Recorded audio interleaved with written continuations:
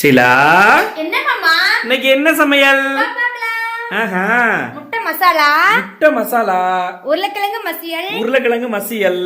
சரி, அதெல்லாம் இருக்கட்டும். அது என்ன முட்டை மசாலா? இது வித்தியாசமான மசாலா மாமா. அப்படியா? செமையா இருக்கும். சரி சரி, அடுத்து என்ன? பருப்பு ரசம், பருப்பு ரசம், கத்திரிக்காய் முருங்கைக்காய் சாம்பார். ஓ, கத்திரிக்காய் முருங்கைக்காய் சாம்பார். சாப்பாடு. பாத்தியா, ஆவி பறக்குதா? ஆமா.